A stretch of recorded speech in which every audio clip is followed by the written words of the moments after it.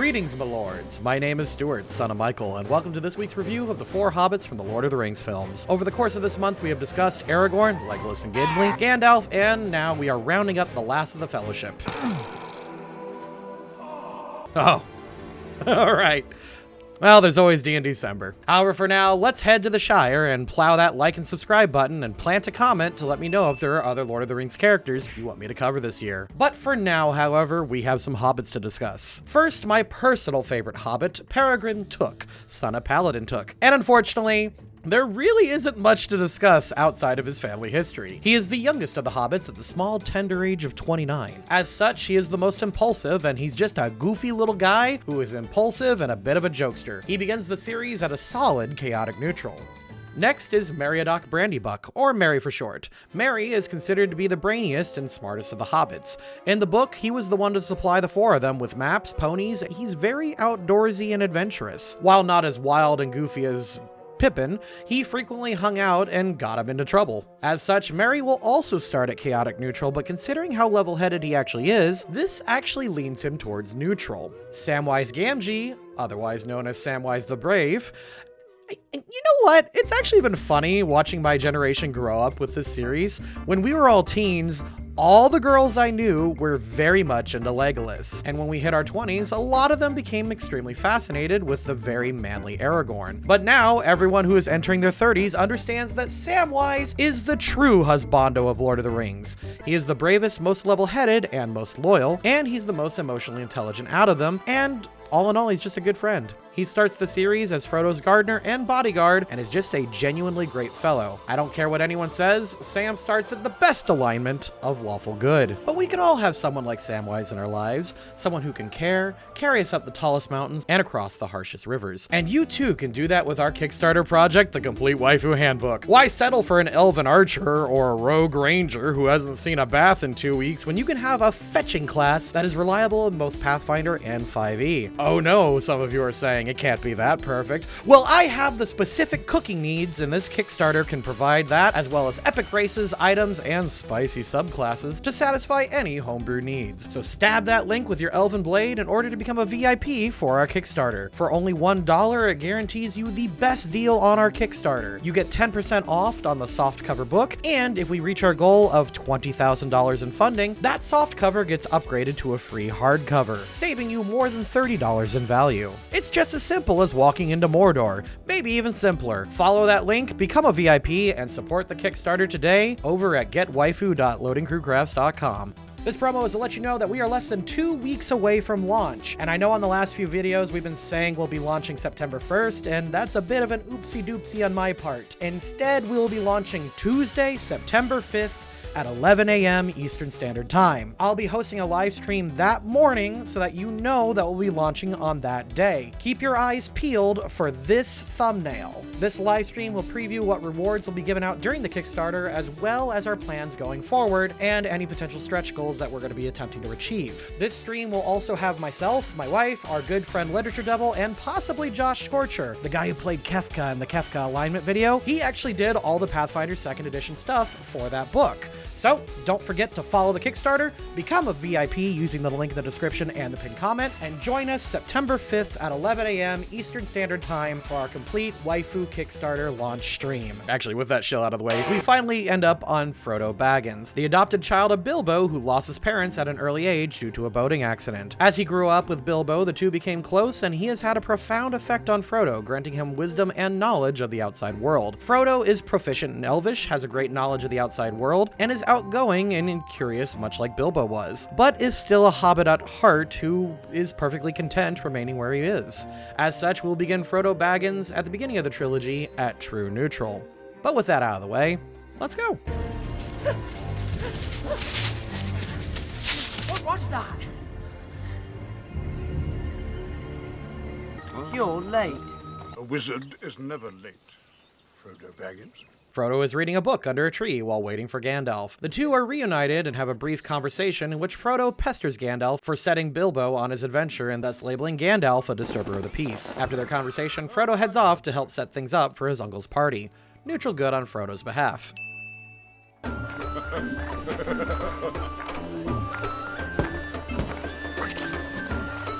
At the party, Merry and Pippin steal Gandalf's largest firework and poorly handle the situation, destroying a tent and scaring everyone. They plan to do it again before Gandalf gets a hold of them and places them on dish duty. Chaotic neutral. I regret to announce this is the end. I'm going now.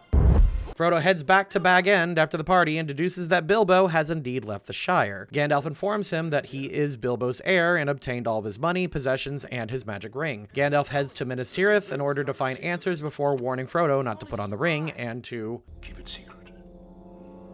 Keep it safe. True neutral. Cheers, Gaffer. Aye. Cheers. Well, it's none of our concern what goes on beyond our borders. Time skip as Frodo and Samwise are hanging out at the pub. They head home. Frodo gets jump scared by Gandalf, asking if the ring is safe. Frodo retrieves it and learns that not only is this the one ring that rules them all, but some creepy evil people are on their way to get it. Frodo wants Gandalf to hide the ring, who refuses because he's too powerful and the ring will wreak havoc through him. He tells Frodo to pack up his shit and bring the ring to Bree because the Nazguls are likely on their way to the Shire. Lawful neutral. Have you been eavesdropping? I ain't been dropping no eaves, sir, honest. I was just cutting the grass under the window there, if you follow me.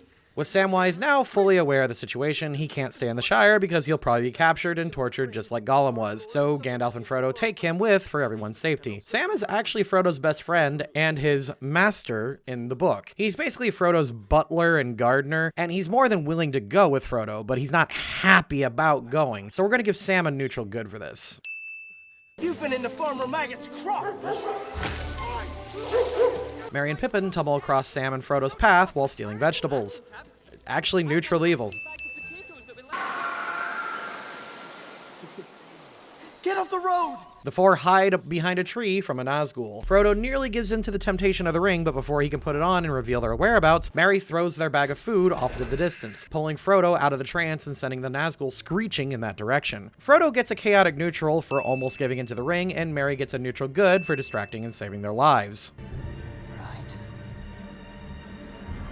Buckleberry Ferry. Follow me. Merry, understanding Frodo's in danger despite not knowing the extent of it, volunteers to help and make sure Frodo gets to Bree safely. This is a very selfless and heroic act coming from one of the comedic relief characters. Lawful good, actually. He's over there. Frodo Baggins. He's my second. Pippin, not realizing how pressing the situation is, starts yakking up a storm with the other pub guest. Frodo panics since his identity is supposed to be hidden and tries to get over to Pippin to make him stop talking. In his panic, he slips and drops the ring, and with a will of its own, the ring makes sure it finds its way onto Frodo's finger to announce his location to all the Nazgul. It's not necessarily Pippin's fault, but he does get a chaotic neutral for giving away information to strangers when he should be taking the situation seriously. Tomato salad? What are you doing? Tomatoes, sausages, nice crispy bacon. Now teaming up with Strider, Frodo wakes up on one of their camping spots along their journey to find his fellow Shire friends making bacon. Frodo is visibly upset as they're in the middle of nowhere with Nazgul hunting them and a campfire giving away their position. The Nazgul show up and stab Frodo. Oops. Since the Hobbits weren't intending anything bad because they probably didn't realize a campfire would telegraph their location, we will at least give a true neutral to Merry, Pippin, and Sam since they were the ones that just wanted some bacon. So let's talk about putting on the One Ring. Most of the time, Frodo is putting on the ring because he's either addicted to it or it finds a way on his finger without his consent, which is a very bizarre sentence. However, at this point in the story, the ring is both slowly corrupting Frodo, and he's fully aware that putting it on will alert Sauron of his location after this encounter with the Nazgul. When Frodo puts on the ring here at Weathertop, the implication is that he will use the invisibility to run away, and he did this willingly. Because of the nature of the ring and the implications that he kind of was going to leave his friends for dead, I'm actually going to call this neutral evil, but I'm willing to hear out alternatives in the comments on this.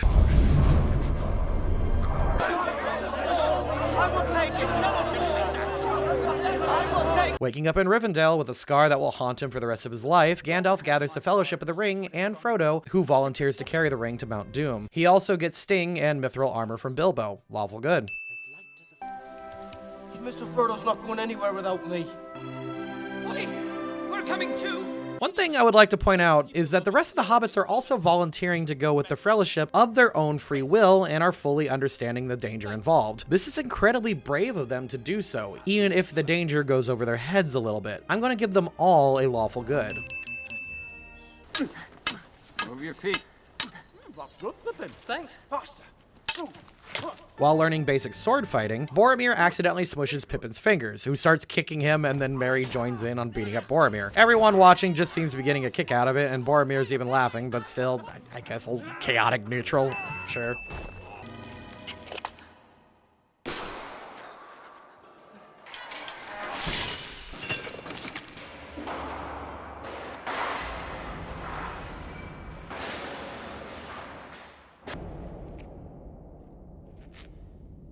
With most paths to Mordor leading to certain death, the Fellowship is forced to go through Moria. A bored Pippin plays with a lodged arrow, sending the corpse it was attached to down a chute, making such a loud racket that alerts their presence to all the monsters dwelling nearby. Now, everyone has to fight and stay alive.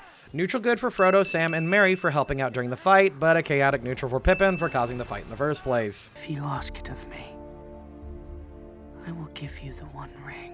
The party escapes Moria, but loses Gandalf in the process. While in Lothlorien, a grief-stricken Frodo offers the Lady of Light the ring. The idea excites her as she is tempted, but she quickly realizes that it would end poorly if she tried to use this power for herself. Trying to pawn off the responsibility of destroying the ring is kind of a middle finger to Gandalf's sacrifice, and would jeopardize the whole mission. So we're actually going to label this as a weird, chaotic neutral. I will take the ring, and you will beg for death. After leaving the Lorien, one evening Frodo is walking through the forest to try to clear his head when he comes across a firewood collecting Boromir. The knight gets tempted by the ring and tries to steal it from Frodo. Normally putting on the ring is evil, however in this instance it was the only option available to prevent Boromir from overpowering him and it being taken. He also low-key saves Boromir's life from being hunted by the rest of the Fellowship. Even though long-term this caused some consequences, in the short term it actually was the right thing to do. Chaotic good. I swore to protect you. Can you protect me from yourself? Frodo encounters Aragorn and lets him know what Boromir tried to do. He does a slight test of Aragorn's character, and while watching him, Aragorn gives his blessing to let Frodo flee from the rest of the Fellowship, knowing that they would likely only slow him down and get tempted by the ring even more. Chaotic good. Hey! Hey, you! Over here! Hey! Over here! The Uruk-hai find the Hobbits. In order to save Frodo from being captured, Merry and Pippin distract and lead the orcs away so Frodo can escape, getting caught in the process. Lawful good for the both of them. I hope the others find a safer road. Strider will look after him. Frodo, not wanting anyone else to get hurt, decides to set off for Mordor on his own, but Sam tags along anyways. I'm tempted to give them a lawful good, but considering they're throwing out their plan and ditching everyone to protect him, I'll go with chaotic good for Frodo and neutral good for Sam. Curse them. We hate them. It's ours it is, and we want it. Frodo, knowing Gollum is following them, pretended to sleep so they can catch him. After a fight, Frodo holds Gollum at sword point the moment he starts biting Sam. They put him on a leash so that he can't cause any more trouble, but because they resorted to treating him like a wild animal rather than trying to explain what they're doing is for the fate of the world, I'm gonna give Frodo a chaotic good for this. However, Sam legit tries to convince Frodo to kill Gollum and is being rather cruel about it, so I'm actually gonna give Sam a chaotic evil on this one. Rare Sam L, actually. Been there before. Frodo, knowing Sam wants to be done with Gollum permanently, has to find a way to make use of him to protect Gollum's life. He grants Gollum freedom in exchange for guidance. Lawful good on his part.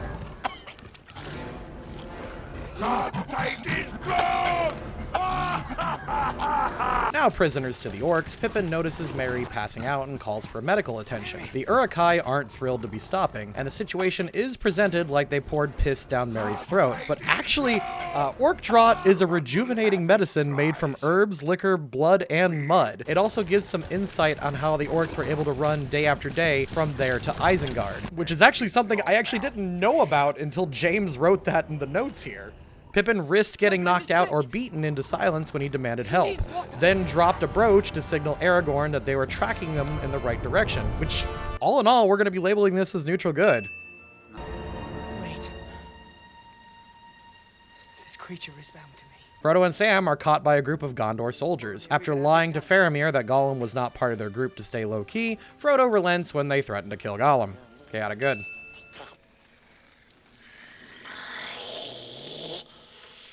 Precious!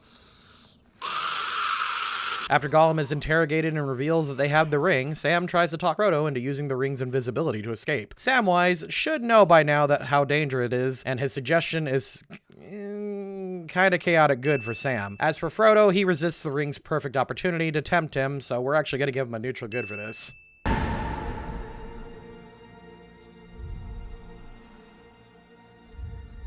you doing?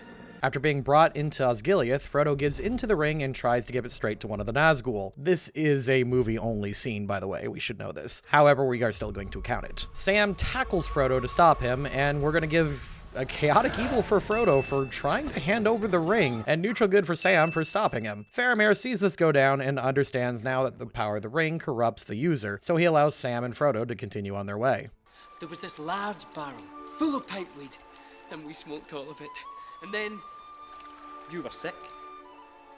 Checking in on Merry and Pippin, because we really haven't in a while. After escaping the orcs and the Riders of Rohan, they ran into Fangorn Forest and encountered Treebeard and Gandalf the White. After being vouched for, they remain with Treebeard for a while as he enters an Entmoot. As shepherds of the forest, while they debate on whether or not they'll become entangled in the War of the Ring, they take a while. Despite the exceptionally long discussion, the Ents decide to sit this out. Merry, after realizing how frustrating they are to deal with, encourages Treebeard to head to Isengard instead of dropping them off at the Shire. Merry does this that way Treebeard can see and realize what Saruman has done to the forest. This is a cold light of day moment that traumatizes Treebeard, but mobilizes the Ents to war. Definitely a little sketch, but necessary. Once Isengard is sacked, they help themselves to a reward of smoking tobacco and don't tell or share any with Treebeard. Classic Hobbit move. Chaotic good twice for the both of them. All right. We don't have that much left. Sam skips breakfast on the regular to make sure that there's enough food for the journey home, but still makes sure Frodo gets something to eat. It's a small sacrifice, but still neutral good. That's the Hobbits' Hobbits. Overhearing Gollum planning to kill Frodo, Samwise starts beating the shit out of him. Frodo stops Sam, reasoning that they can't get to Mount Doom without his help, so they just grin and bear it. Sam relents. True neutral for Sam for trying to stop Gollum before he kills them. That's just straight up a survival crime. And neutral good for Frodo for stopping the chaos so that they have a better chance of saving the world.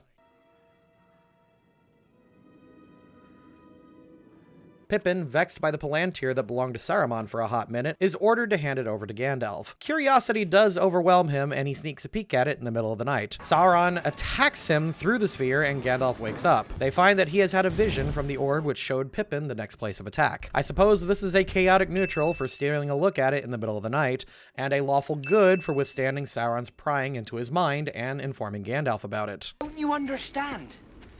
Enemy thinks you have the ring. Once the information is shared about what Pippin saw, Gandalf takes him to Minas Tirith in order to share the news and protect him from Sauron. Once they reach the Citadel, Pippin realizes that Denethor is trapped in grief from Boromir's death. Feeling incredibly guilty about the whole situation with the Palantir and Boromir, Pippin offers his service to the steward, much to Gandalf's dismay. Lawful good. Around the same time, Merry, wanting to do more help, asks the King of Rohan to fight alongside them. We're gonna give Merry a lawful good for this. Arriving at Minas Morgul, Frodo is tempted by the ring to walk it straight up to the front door. Sam and Gollum both stop him, and as we've said before, giving into the ring is neutral evil.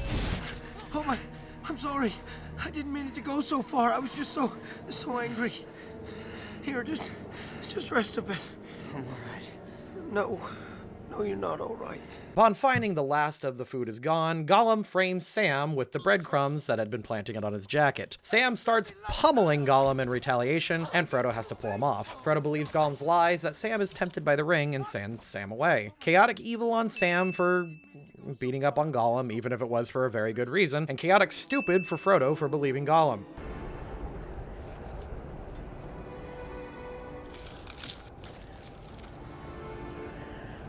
Sam, having ventured back down the stairs, comes across the bread that Gollum tossed earlier. This becomes the evidence that he needs to reveal Gollum's treachery to Frodo and makes his way back up. It's still a very confusing scene.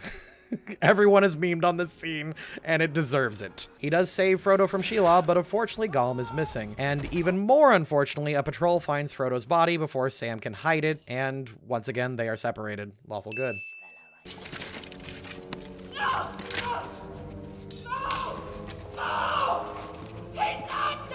Pippin tries to stop Denethor from burning his unconscious son, but the steward isn't having none of it. Denethor says Pippin is no longer a servant to him and tells him to make like Boromir and die. Pippin runs to Gandalf for help, and with Gandalf's aid, he saves Faramir. Neutral good.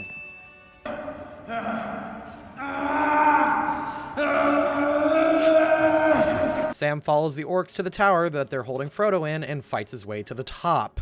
What a fucking Chad. Sam reveals that he took the ring from Frodo earlier, and that's why he didn't lose it when the orcs took him. He even denies the ring when it tempts him. Lawful good for saving Frodo, and neutral good for resisting.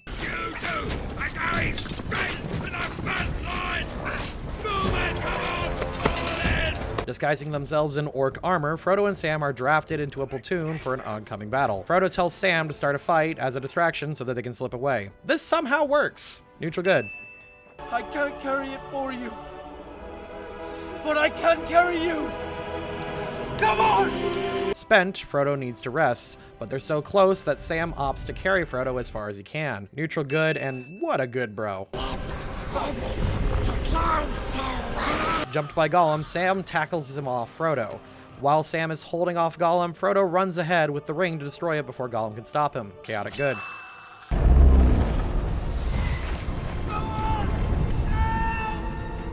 Now in the volcano, the ring takes its final opportunity to tempt Frodo. Frodo puts on the ring, drawing the Nazgul's attention to the mountain.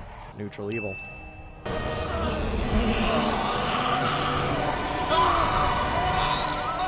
Assaulted by Gollum, the two fall off the cliff while they fight over the ring. Not certain if Frodo was still being tempted by the ring or if he came to his senses and he was trying to get it back without killing Gollum. We'll just split the difference and call it neutral.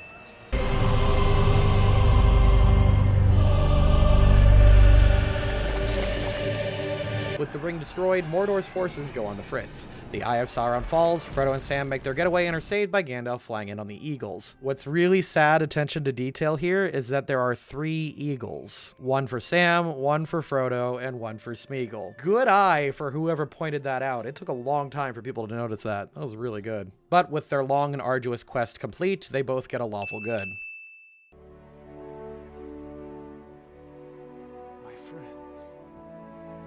During Aragorn's coronation ceremony, the hobbits bow to him and respect him as a proper king, but Aragorn insists that they never need to do that. And he's right. Because Aragorn suggested it, we're going to give an additional lawful good because frankly, yeah, they deserve that. Years later, at the end of the story, Merry and Pippin become the successors of their family's businesses and territories. Pippin becomes the Thane of the Shire, and Merry becomes the Master of Buckland. They each got married and had several children. When they reached old age, they made one last trip to Gondor in order to be buried alongside Aragorn. Neutral good. What does he mean? We set out to save the Shire, Sam. Frodo leaves with Bilbo and Gandalf to the Undying Lands. Only immortals and ring-bearers can go there. Their logic behind this is that in the Undying Lands, he won't have to deal with the pain of the Nazgul stab and the other traumas he's faced. True neutral.